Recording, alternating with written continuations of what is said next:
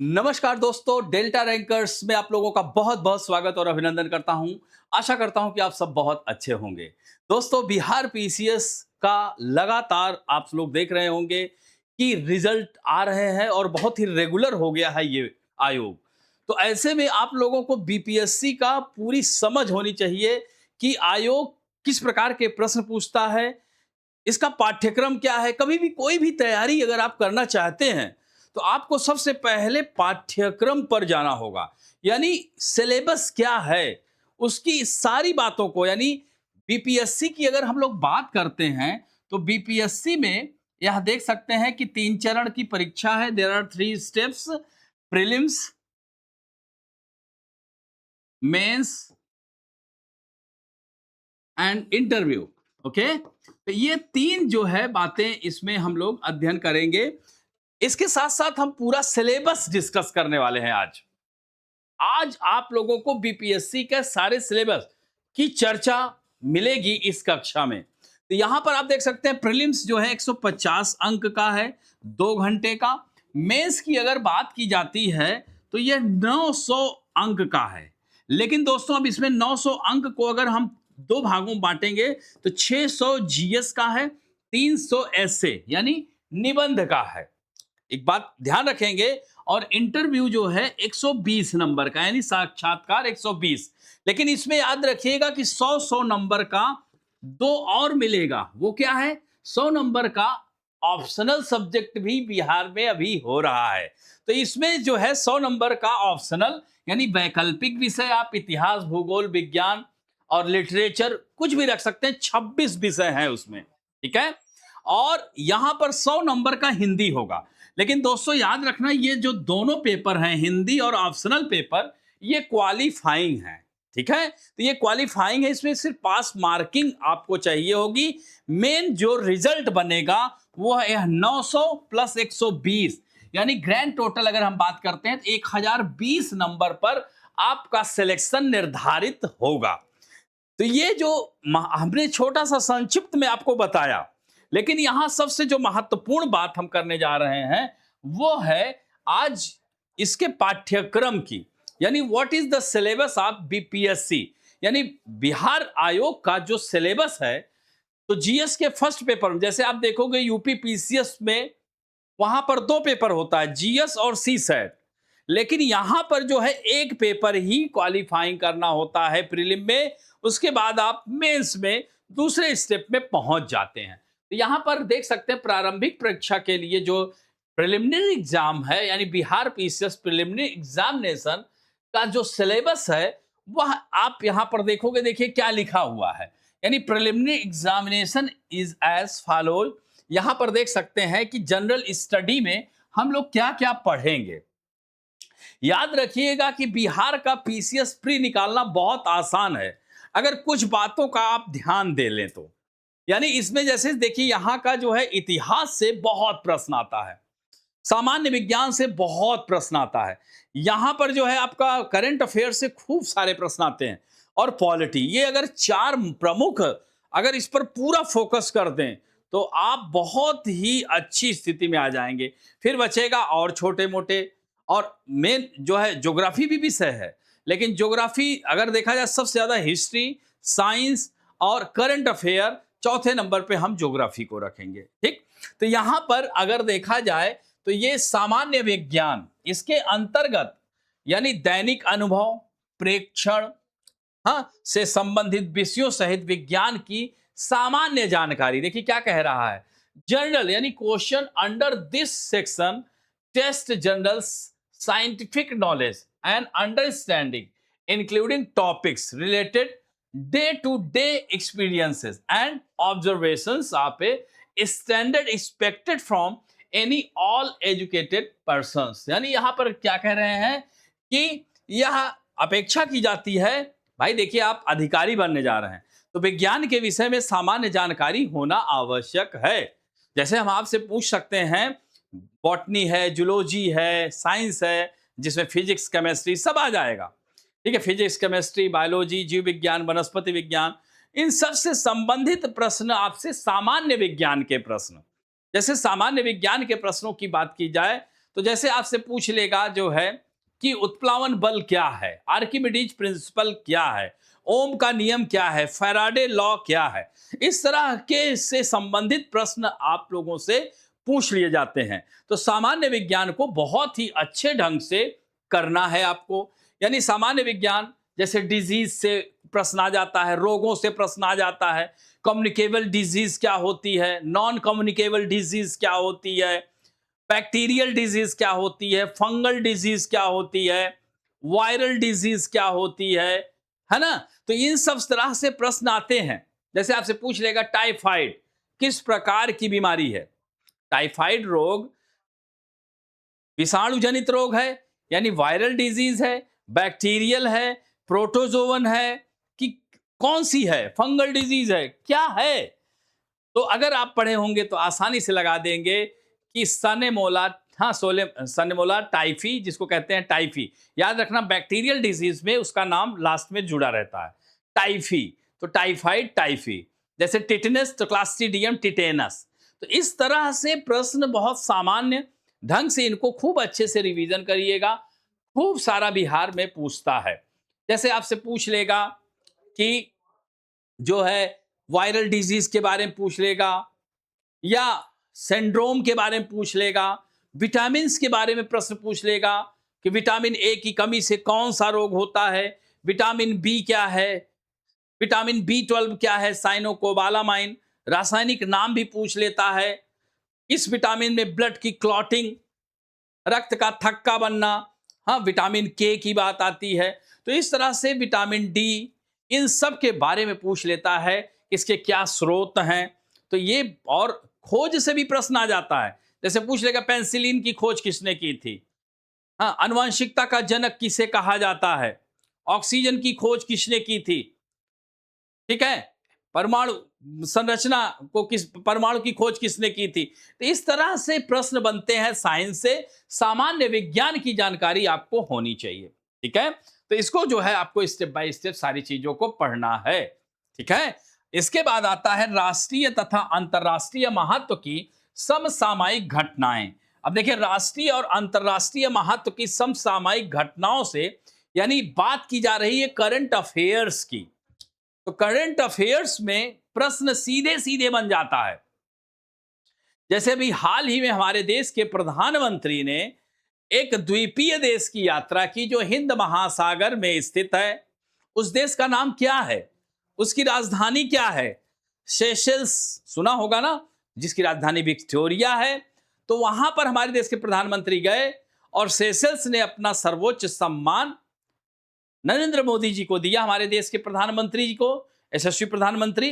तो वह जो है, तो अब यहां पर देखिए, सिर्फ एक लाइन यही नहीं याद रखिए, अब आप यहीं पर एक लिस्ट तैयार कर लीजिए कि अभी तक नरेंद्र मोदी, यानी हमारे देश के प्रधानमंत्री नरेंद्र मोदी जी को कहां कहां किन किन देशों से अवार्ड मिल चुका है। यहां से भी प्रश्न आ जाएगा कि निम्नलिखित में से किस देश का अवार्ड हमारे देश के प्रधानमंत्री नरेंद्र मोदी जी को नहीं मिला है, सीधे प्रश्न बन जाएगा।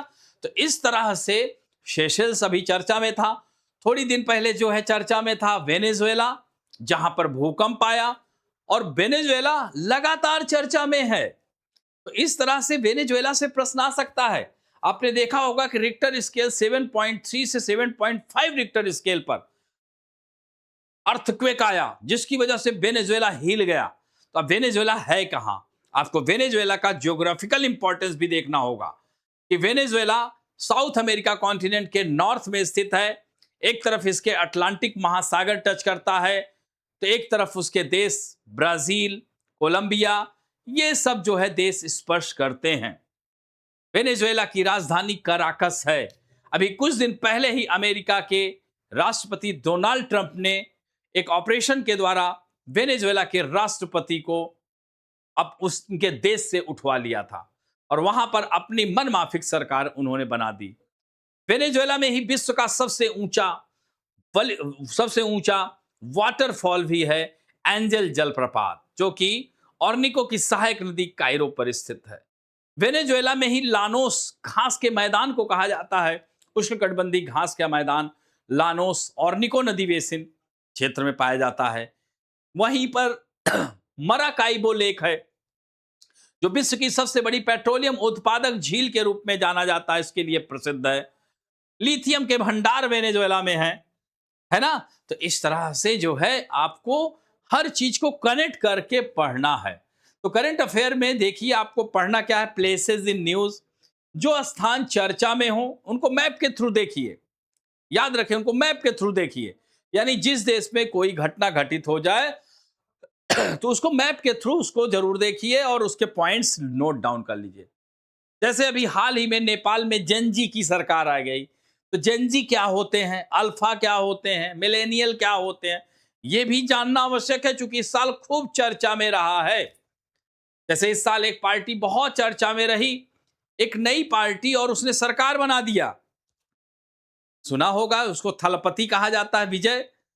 उसकी पार्टी सोचिए 2024 में उसका कोई अस्तित्व तो नहीं था और उसने सरकार बना लिया। तमिलनाडु में इतने बड़े बड़े पुरोधा पाए जाते थे राजनीति के, उन सबको अगल बगल करते हुए सत्ता पर काबिज हुआ। तो ये चर्चा का विषय है। उनकी पार्टी का नाम टीवी के याद रखना पड़ेगा, नहीं वहां पर एक समय डीएमके आता था या एआईडीएमके का शासन होता था, यानी ऑल इंडिया अन्ना द्रविड़ मुनेत्र कजगम या डीएमके द्रविड़ मुनेत्र कजगम, इन्हीं का शासन चलता था। जैसे हाल ही के राज्यों के चुनाव में पार्टियों की क्या स्थिति है, यह मिलान करने को आ सकता है। ये क्या है, करंट अफेयर्स है। यानी पश्चिम बंगाल में पहली बार 15 साल के बाद पहली बार भारतीय जनता पार्टी ने 15 साल के ममता बनर्जी के शासन को हटा करके अब सत्ता स्थापित किया। असम में बीजेपी ने जो है रिपीट किया। केरल में कांग्रेस का जो है आई वापसी की, वामपंथियों की सरकार को हटाया। तमिलनाडु में मैंने बताया कि थलपति विजय जो कि एक्टर भी हैं, उनकी जो है उनका सरकार बनी, है ना। तो इस तरह से इन सब चीजों को आपको करंट से जुड़े रहना है। जैसे हाल ही में राज्यपाल बदले गए, सुप्रीम कोर्ट के मुख्य न्यायाधीश कौन हैं, तो अपॉइंटमेंट, रिजाइन, रिजिग्नेशन, यह दोनों को आपको पढ़ते हुए चलना है।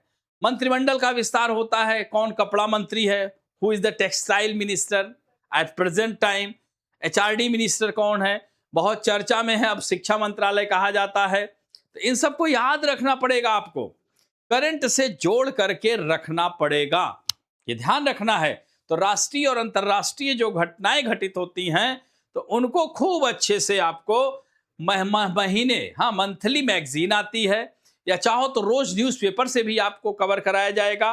डेल्टा रैंकर्स आपको वीकली और डेली जो है करंट अफेयर्स की न्यूज़ प्रोवाइड करा रहा है, तो वहीं से आपका काम बन जाएगा।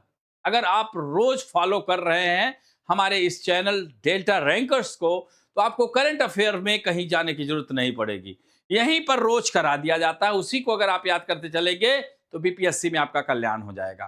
ठीक, तो ये राष्ट्रीय और अंतर्राष्ट्रीय घटनाओं पर आधारित प्रश्न पूछे जाते हैं, ध्यान रखना, ठीक है।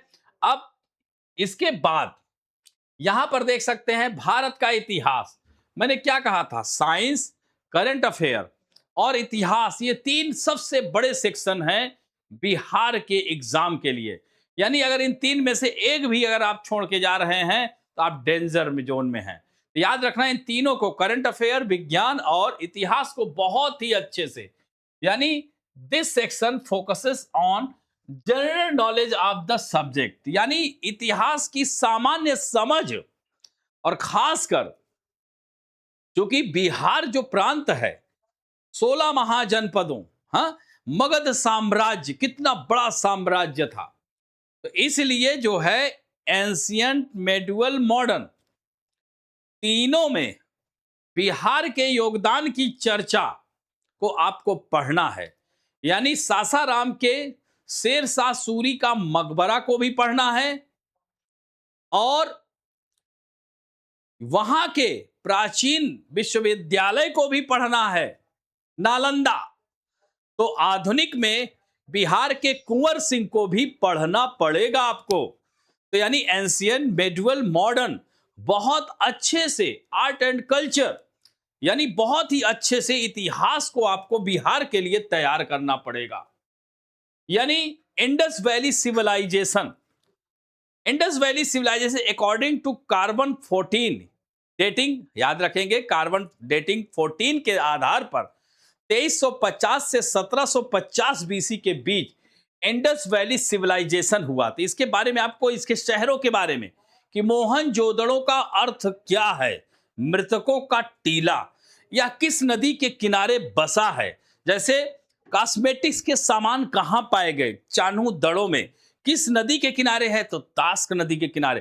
तो इस तरह से आपको एंशियंट मेडुअल में आपको बताया है कि शेर सासाराम में क्या है, सासाराम जो है वहां पर उनका मकबरा है। हाँ, तो इस तरह से आपको शेरशाह सूरी का मैंने बताया थोड़ी देर पहले।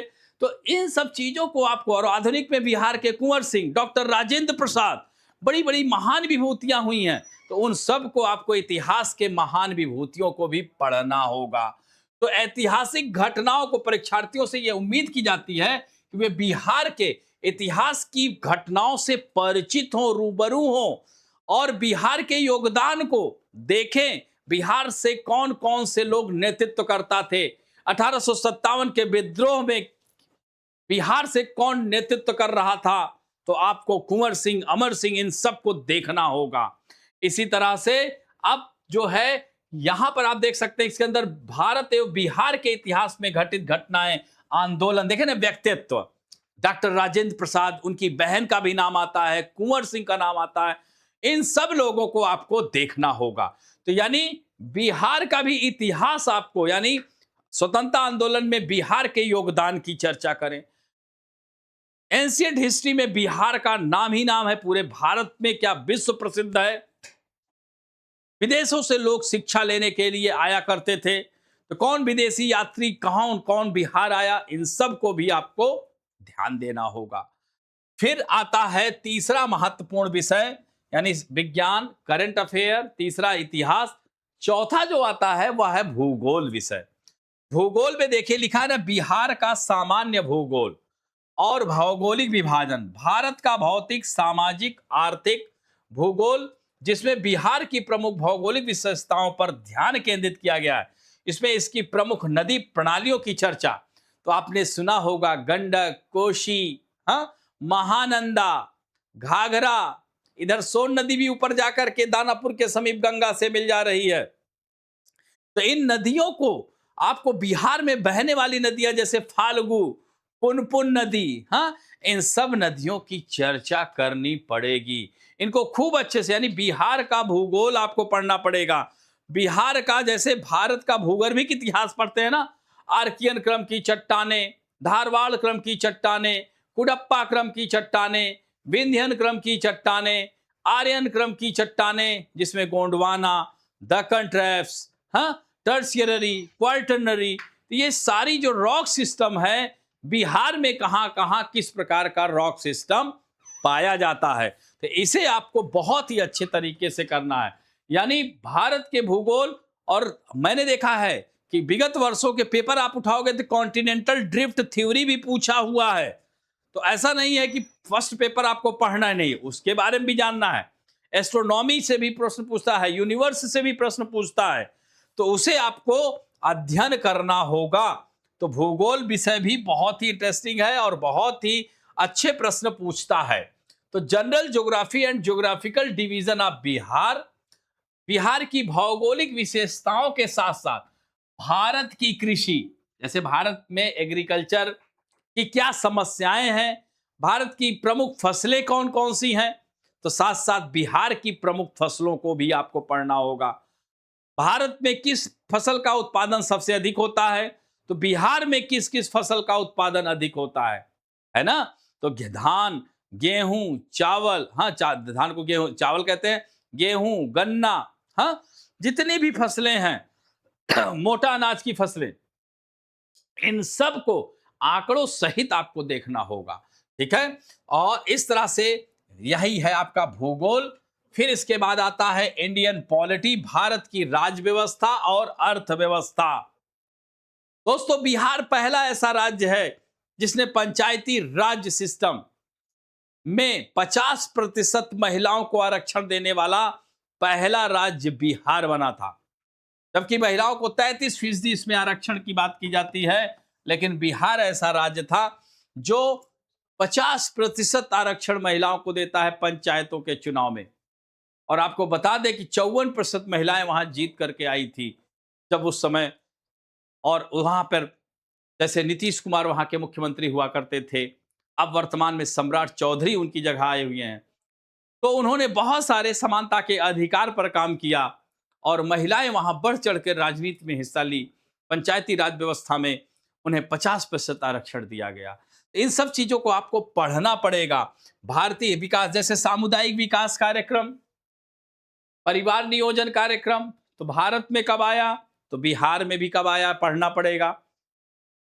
भारत की भारत की राज्य व्यवस्था पढ़ना है तो बिहार में बिहार में द्विसदनात्मक व्यवस्था है। जैसे केंद्र में लोकसभा, राज्यसभा, उसी तरह से बिहार में विधानसभा और विधान परिषद, यानी legislative assembly and legislative council, ये सब है ना। तो इस तरह से आपको चीजों को देखना है। इसी तरह से यहां पर आप देख सकते हैं कि जैसे पॉलिटी बोला, उसी तरह से इकोनॉमी भी देखना है। यानी भारत का बजट आपको पढ़ना है तो बिहार का बजट को भी आपको पढ़ना है। भारत में जो है बजट का कौन सा हिस्सा सबसे ज्यादा सरकार को मिलता है, तो उसी तरह से बिहार सरकार को बजट का कौन सा हिस्सा सबसे ज्यादा, बिहार किस मद में सबसे ज्यादा जो है राज्य कोष, अपने राज्य का कोष इकट्ठा करता है, ये भी प्रश्न पूछ लेता है। ठीक है, तो इसको बहुत ही अच्छे से, यानी पॉलिटी और इकोनॉमी दोनों को आपको, और साथ साथ बिहार का भी देखना होगा। और यहां पर आप देख सकते हैं बिहार की अर्थव्यवस्था में हुए परिवर्तनों पर मुख्य फोकस रहेगा।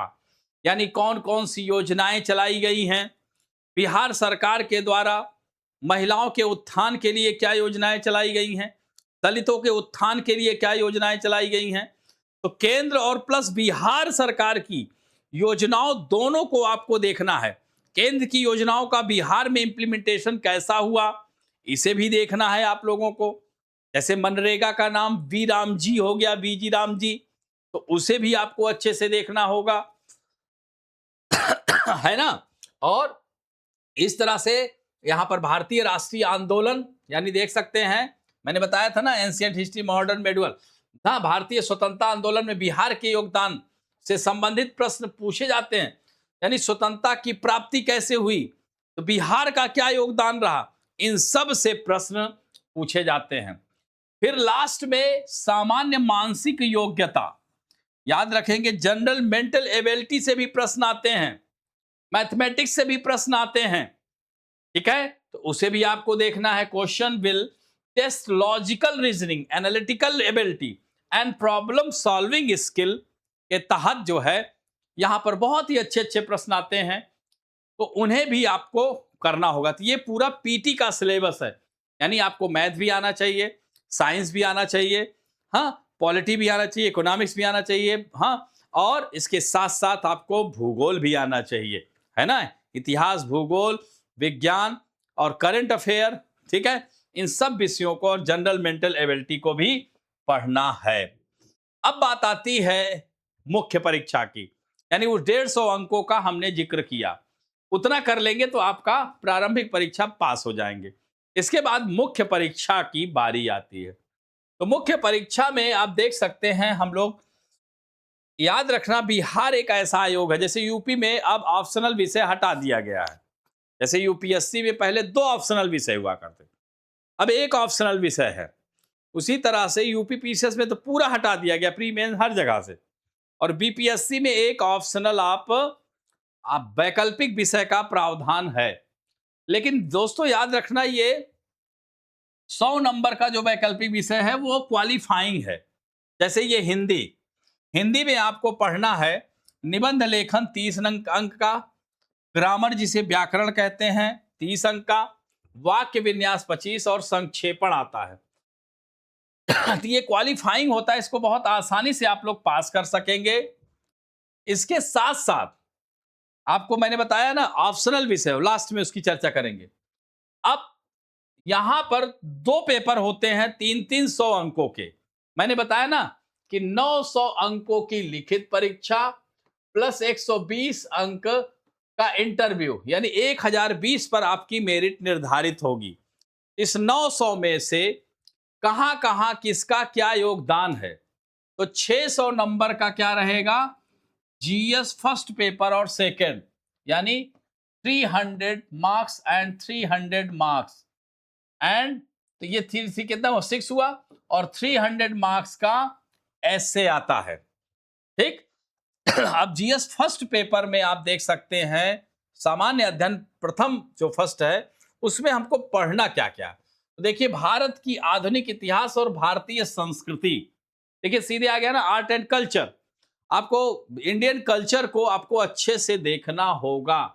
ठीक, तो यानी comprehensive history of India from the mid 19th century, हाँ, onward with special reference to Bihar.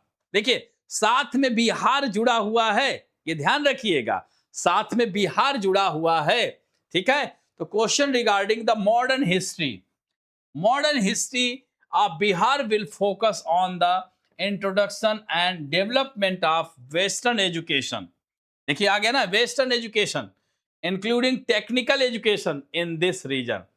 ठीक, और इसमें भारतीय स्वतंत्रता संग्राम में बिहार की भूमिका देखिए आ गया ना, कि what is the role of Indian, what is the role of Bihar peoples in 1857 revolt. हाँ, तो यहां पर आप देख सकते हैं भारतीय स्वतंत्रता संग्राम में, हाँ, भूमिका संबंधित प्रश्न रहेंगे। और ये प्रश्न किससे रहेंगे, जैसे चूंकि वर्ष 2000 में 15 नवंबर वर्ष 2000 को झारखंड बिहार से निकला है, तो पहले झारखंड भी बिहार में ही समाहित था। तो उस समय जैसे देखिए यहां पर ना, संथाल विद्रोह 1857, बिरसा आंदोलन, चंपारण सत्याग्रह शुरू होगा, भारत छोड़ो आंदोलन, असहयोग आंदोलन, इन सब में बिहार ने बढ़ चढ़ करके हिस्सा लिया है। इसको आपको बहुत ही अच्छे से हमारे सर के द्वारा कराया जाएगा, हमारी टीम के द्वारा, डेल्टा रैंकर्स की टीम के द्वारा आप लोगों को पूरे एक एक टॉपिक वाइज जो है चर्चा होगी। चाहे वो मेंटरशिप प्रोग्राम हो, चाहे क्लास, आप दोनों ज्वाइन कर सकते हैं। मेंटरशिप पे 1-to-1 हम लोग डिस्कस करेंगे और सारे फैकल्टीज करेंगे, ये ध्यान रखना है। तो यह जो है आपको पढ़ना पड़ेगा इतिहास में, मेंस के फर्स्ट पेपर में। फिर जो है बात आती है कि गांधी, यहां देख रहे हैं ना, गांधी, टैगोर, नेहरू जैसी प्रमुख हस्तियों के योगदान से संबंधित प्रश्न पूछे जाते हैं। मौर्य काल तथा पाल वंश, पटना कलम, चित्रकला की विशेषताएं भी पूछे जाएंगे।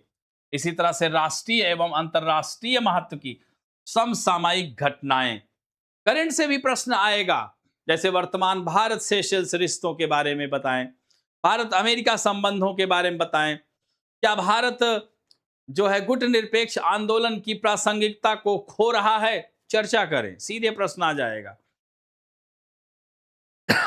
क्या भारत मल्टी डायमेंशनल अप्रोच अब जो है चला रहा है, नेम जो है अप्रासंगिक हो रहा है, इस तरह से प्रश्न बनते हैं। तो अंतरराष्ट्रीय दोनों स्तरों पर महत्वपूर्ण समसामयिक घटनाक्रम पर केंद्रित होगा। जो हम लोगों ने करंट अफेयर में बताया था, उसी को हम लोग मेंस के पॉइंट ऑफ व्यू से भी क्वेश्चन बना करके इसको हम क्लास में भी मॉडल आंसर्स भी देंगे, तो उसको चेक करेंगे। ठीक है, अब बात आती है यहां पर, इंपॉर्टेंट है सांख्यिकी, पेपर 1 में ही आता है, बहुत इंपॉर्टेंट है। हाँ, ये बहुत इंपॉर्टेंट सेक्शन है। हाँ, candidates ability to draw logical conclusion based on statical, graphical, हाँ, pictorial data and identify any errors, limitations of inconsistencies with the data. हाँ, तो इसको आपको, हाँ, स्टैटिस्टिक्स को भी आपको पढ़ना होगा, सांख्यिकी विश्लेषण से भी बहुत इंपॉर्टेंट रोल प्ले करता है। तो फर्स्ट पेपर में आप लोगों ने देखा करंट अफेयर, इतिहास, हाँ, और सेकंड पेपर में देखिए भारतीय राज्य व्यवस्था से संबंधित खंड। इसके साथ साथ मैंने बताया था बिहार की भी पंचायती राज सिस्टम को खूब अच्छे से करके जाना है, ये ध्यान रखना है, वहां से प्रश्न बनेगा ही बनेगा पंचायती राज सिस्टम से। ठीक है, इसी तरह से भारतीय अर्थव्यवस्था और भारत का भूगोल, हाँ, भारत में नियोजन प्रक्रिया के साथ साथ भारत और बिहार दोनों के भौतिक, आर्थिक, सामाजिक भूगोल से संबंधित प्रश्न सीधे सीधे पूछ लिए जाएंगे। सीधे सीधे भारतीय मानसून से प्रश्न आ जाएगा, और इस मानसून का, बिहार में मानसून का आगमन कब होता है, इसके बारे में भी प्रश्न आ जाएगा। बिहार में जो वर्षा होती है, बंगाल की खाड़ी शाखा से वर्षा होती है कि अरब सागर शाखा से वर्षा होती है, यह भी आपसे प्रश्न पूछा जा सकता है। ठीक है, इस तरह से। इसके साथ साथ तो मैंने अर्थव्यवस्था, भारत भूगोल, इसी तरह भारत के विकास में विज्ञान और प्रौद्योगिकी के महत्व की चर्चा करें। देखिए आ गया ना, साइंस एंड टेक्नोलॉजी। यहां पर आपको technology in the development of India. तो in this section question will be asked which test the candidate's knowledge about the importance of science. यानी अब आप अधिकारी बनने जा रहे हैं, तो आपको वैज्ञानिक ढंग से सोचना होगा, तार्किक ढंग से सोचना होगा। तो ऐसे में विज्ञान की समझ हमारे बिहार आयोग के अधिकारियों को होनी चाहिए, इसलिए सामान्य विज्ञान पर एम्फेसिस किया गया है। ठीक है, और इस तरह से यहां पर आप देख सकते हैं, टेक्नोलॉजी की मैंने बात की। तो जीएस दोनों पेपर 300-300 नंबर के हैं बेटा। इसे जो है आपको 600 नंबर जीएस में लाना है, और बहुत आसानी से आप लोग ला सकते हैं और सफलता अर्जित कर सकते हैं। इसके बाद निबंध बहुत ही इंपॉर्टेंट रोल प्ले करता है, क्योंकि 300 मार्क्स का है। तो इसमें जो है एथिकल और फिलोसफिकल एस्से खूब पूछे जाते हैं, हाइपोथेटिकल एस्से जो है पूछे जाते हैं। ठीक है, और यहां पर आप देख सकते हैं essay related to the following topic, जैसे ये देख सकते हैं social, economic, political, religious and administrative issue से संबंधित भी आपके एस्से लिखने को आ जाते हैं, निबंध लिखने को आ जाते हैं। ठीक है, जैसे आत्मनिर्भर भारत, डिजिटल इंडिया आपसे पूछ लेगा, या एआई में भारत की पहुंच, एआई के फायदे और नुकसान, चैट जीपीटी क्या है, हाँ इसका क्या महत्व है, क्या इसने लोगों के रोजगार को छीन लिया है, इस तरह से प्रश्न बन सकते हैं। बिहार की समस्याएं, बिहार में सबसे बड़ी समस्या है बाढ़ की समस्या, उसका समाधान क्या है, वह बाढ़ आने के पहले यानी आपदा है ये बाढ़, आपदा के पूर्व, आपदा के समय, आपदा के बाद, इसको आपको देखना है खूब अच्छे से। और क्या संभावनाएं हो सकती हैं कि हम बिहार को बाढ़ से बचा सकते हैं। ठीक, तो इस तरह से बिहार की लोकप्रिय कहावतें पूछा जाता है ना, इस बार कितना वहां की लोकल भाषा में पूछा गया था। हाँ, लोकल भाषा में पूछा गया था। हाँ, कि जो है वहां पर बहुत सारे जो है आप देखोगे वहां की लोकल भाषा, भोजपुरी भाषा में भी प्रश्न आए थे, तो उसको भी आपको देखना है। हाँ, तो इससे इंग्लिश मीडियम के स्टूडेंट को काफी दिक्कत हुआ था उन शब्दों को समझने में। ठीक है, तो इस तरह से जो लोकोक्तियां हैं, कहावतें हैं, हाँ उनको आपको, जैसे थोथा चना बाजे घना, इस तरह से बहुत सारे, हाँ जैसे अज्जल गगरी छलकत जाए, इस तरह के शब्दों से भी प्रश्न आते हैं, लोकोक्तियों से आते हैं। ठीक, तो यह जो है इसको आपको अच्छे से करना है। तो वैकल्पिक विषय में मैंने आपको बताया था, यह भी 100 मार्क्स का है। इसमें से आप लोगों का डिसीजन है कि कौन सा विषय आपको पसंद है, उसी विषय को आप लीजिए, चूंकि ये पास मार्किंग है, नंबर नहीं जुड़ेगा, ये क्वालिफाइंग है। जिसमें से यहां पर आप देख सकते हैं यह विषय है, 26 विषयों को इसमें रखा गया है, एग्रीकल्चरल साइंस, हाँ यहां पर आप देख सकते हैं प्राणी विज्ञान, समाजशास्त्र, मनोविज्ञान, भौतिकी। तो इस तरह से यह सारे विषयों को आपको एक जगह पर मैंने यहां पर दे दिया है। ये लिटरेचर्स के हैं, यहां पर देख सकते हैं हिंदी भाषा और साहित्य, अंग्रेजी भाषा और साहित्य, उर्दू, यहां से भी आप किसी एक को ऑप्ट कर सकते हैं। लेकिन ये क्या है, पास मार्किंग है। तो आशा करता हूं कि आप लोगों को बिहार पीसीएस के बारे में, सिलेबस के बारे में जानकारी होगी। अब साथ साथ आप लोग पीवाईक्यू जरूर रखें, पिछले वर्ष के पेपर्स को देखें और देखिए कि बिहार निश्चित रूप से आपको सफलता देगा अगर आप इस पाठ्यक्रम के माध्यम से पढ़ते हैं तो इसलिए ये बहुत इंपॉर्टेंट क्लास है, इसको देखना आप लोगों के लिए बहुत जरूरी है।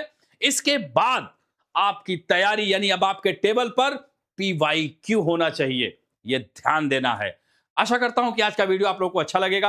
अच्छा लगे तो please press like, share, subscribe button. Thank you.